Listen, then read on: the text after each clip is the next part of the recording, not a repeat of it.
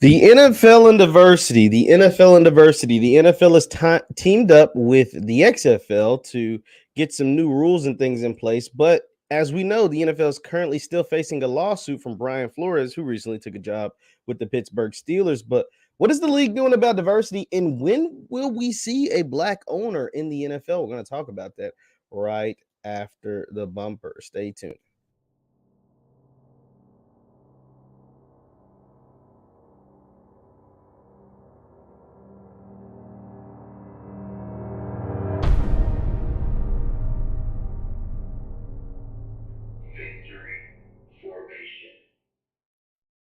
What's good people? My name is JeffLightsyJr here at the Black Boss channel on Victory Formation. Thank you guys for tuning in. Be sure to hit the thumbs up button, like, share, subscribe, and the notification bell because we upload every single day. Now, the NFL is working on, or is supposed to be working on, the diversity problem that they've had for a very long time, mainly because when the league was created over 100 years ago, it didn't have black people in mind, not as players, not as owners, and not any type of leadership position. And so now, 100 years later, they're still struggling when it comes to black coaches, black general managers, black offense coordinators, black everything. But the number one problem that is a big donut, big zero, because there's some black coaches, not many, but some. There's some black general managers, not many, but some. There's some blacks in leadership positions, not many, but some. But there's a big old zero in black ownership. There is not one single black man who is an owner of an NFL organization. And some will say, well, there's some minorities. Yeah, but that ain't black. Ain't a black man. Shad Khan's not a black man. Gail Benson is a woman, not a black man, a white woman at that. And there's some other, I think, some minority type owners, but there's no black owners at all. And the question is, when will it happen? If it will happen. Will it ever happen? I don't know. Deion Sanders had an interesting take on how he thinks the NFL should handle diversity, or the NFL should get some inclusion in the ownership system as far as league owners being black. He said you can't force, an owner, because I think the Broncos are up for sale, and there's some black people bidding on the Broncos, but chances are they won't get it. The Washington Commanders, I almost forgot their name. It was the football team. It used to be the Redskins, but the Commanders could potentially end up being up for sale with the Dan Snyder, all that mess he's got going on. But you can't force him to sell to a black man. Chances are they won't, even if they do come up for sale, but they're currently not. And then there's the whole thing with the Miami Dolphins, who could possibly be charged with, tanking games purposely or paying coaches to tank games. That's what Brian Flores is claiming. And if it's deemed to be true, Stephen Ross, who is the owner of the Dolphins, could possibly be forced to sell. And hell, we know if that's the case, if a black man is the person who ends up making him being forced to sell his team, ain't no way in hell he's selling his team to no black people. So, there's that. And Coach Prime, Deion Sanders, had his suggestion was, once again, you can't force these people to sell their team to black people. So what you should do is, we understand there's probably going to be some expansion in the league at some point. You should expand it 3 teams and make it a guarantee that black people can own those 3 teams. Make it to where white folks can't even bid on those 3 teams. Make it to where black folks are the only ones who have the possibility of owning those 3 teams. Now, once they become the owners and they're the owners for 5, 10, 15, whatever years, and they decide to sell, now, of course, they can sell it to white folks, but at least we get a foot in the door. If you expanded 3 teams, at least you get a foot in the door that some black folks get a chance to own a team in the National Football League. So that, to me, is your most logical scenario. That makes the most sense because, like I said earlier, you can't force anybody to sell anything to anybody black, period. Because one, it's going to take you a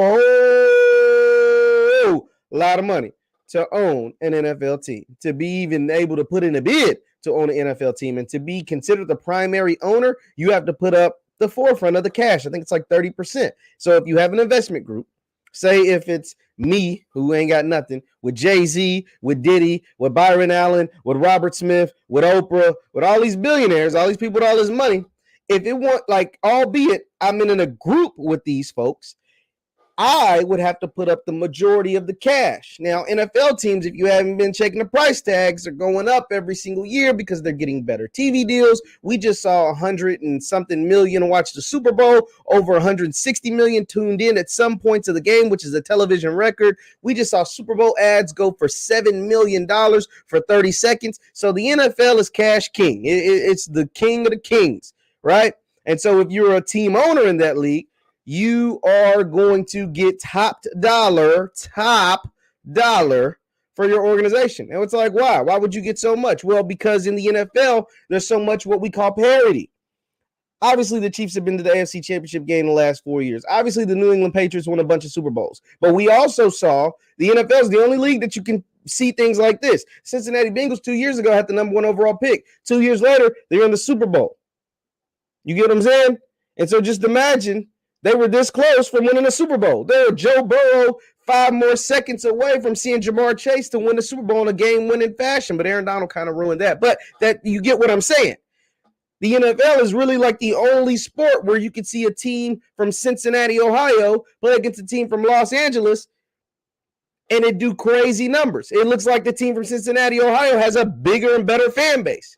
You get what I'm saying? Like the NFL is like the only sport in America that you kind of see that kind of paradigm, that kind of parity, the paradigm shift, just like that. The Chiefs won nothing for a long time. They had only won 1 Super Bowl in their franchise history. Then they go to 4 straight AFC Championship games. You get what I'm saying? So that is why the NFL is king, because it's so much parity, and your luck can change just like that. You make a good draft picks, some good draft picks, some good free agent signings, a good coach, get you a good franchise quarterback. It's a lot. So I'm not gonna act like it's easy. It's a lot, but your fortunes can change just like that.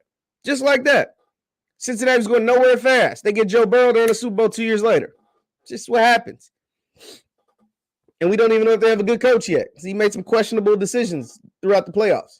So anyway, but the ownership of black people. Here's my plea to black folks. Here's my suggestion. 1, don't beg the NFL to be a part of their ownership group. Should you be a part of their ownership group? Absolutely. 75% of the league is black.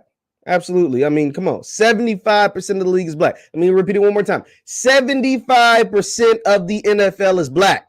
So how in the hell do you have a league where 75% of the people are black and none of the owners who signed the checks are black? That is sad. 2, there are other avenues for you to have some form of ownership with football. Why is the NFL cash is king? Well, because they get the best players. Why do they get the best players? Because they can pay them the most. Why can they pay them the most? Because they get the best TV deals. Why do they get the best TV deals? Because they have a pipeline that's already been established. Now, I'm not saying you got to take on the NFL in instances like the XFL, the USFL, or the AAF, or whatever. But there's other ways to make money. There's other sporting leagues that you can start up, that you can own, that you can create your own revenue without directly taking on the NFL. Look at what Ice Cube did with the Big Three. Look what The Rock is doing with the XFL. Hell, he's partnered with the NFL. And maybe we can get some black owners in the XFL league. And maybe we can say, hey, this is a black-owned sports league. And maybe we can make some headway because our biggest exports to the world are entertainers and our athletes. There are two of our biggest. I'm not gonna say our only biggest, but 2 of our biggest and our 2 most lucrative as us. I'm saying black community to the world are entertainers and athletes, and we own nothing in those industries. We own 1 basketball team, 0 football teams, 0 record labels, 0 distribution labels. Like it's a big bunch of zeros. But we generate all the revenue. We push the culture forward. We do all of these things. Come on, man. I heard J.R. Smith, man. He said something really, really entertaining. Really, really, and this is going to be my last point. I'm going to wrap up. J.R. Smith was on I Am Athlete podcast, and he said, I was, when we were in the bubble, we had a lot of time to think and talk when it was an NBA bubble during the pandemic. And he was like, you know what I'm saying? I'm sitting there with all these dudes from L.A., DeMar DeRozan, Russell Westbrook, Paul George, Kawhi Leonard, all these dudes from LA. And all these dudes have made hundreds of millions of dollars throughout their NBA career. Westbrook's on a $200 million deal. Paul George is on a $180 million deal. Kawhi Leonard's on a 160 and what like he said, I'm not pocket watching, but this is just a fact. DeRozan's on a $90 million deal, whatever. He's like, I'm looking at all these people with all this bread and all these dudes from the same town. And when we go back to their hometown, we got to hoop at the white man gym, essentially. So we got to go hoop at the white man's gym. He said, man, how in the hell do I have $1 billion worth of guys, group of guys right here, and they don't even own a gym? They don't even own a rec center. They don't even have businesses in their communities. They don't even do these kind of things. It doesn't make sense. You're in a room with 5 guys with combined net worth of $1 billion, and they don't even own a gym. They play basketball, that hoop for a living. They don't even own a gym where they're from. When they go back to where they're from, not like where they go play, the city that they play at, or they out of town or whatever, the hometown, the place that they live, where they lay their head. They don't even have a gym where they're from. They got to go hoop at the white man gym, essentially. It's a mindset thing, is what he said. It's absolutely a mindset thing. It's the same when it comes to sports, entertainment, and all of these fields that we dominate. We have to change our mindset. The switch must be flipped. It's time to make it happen. Now more than ever. Once again, my name is JeffLightsYjr at the Black Boss Channel. Subscribe to the Black Boss Channel right there. Hit that thumbs up button before you head out of here. Thank you guys for tuning in, and I will see you next time. Peace.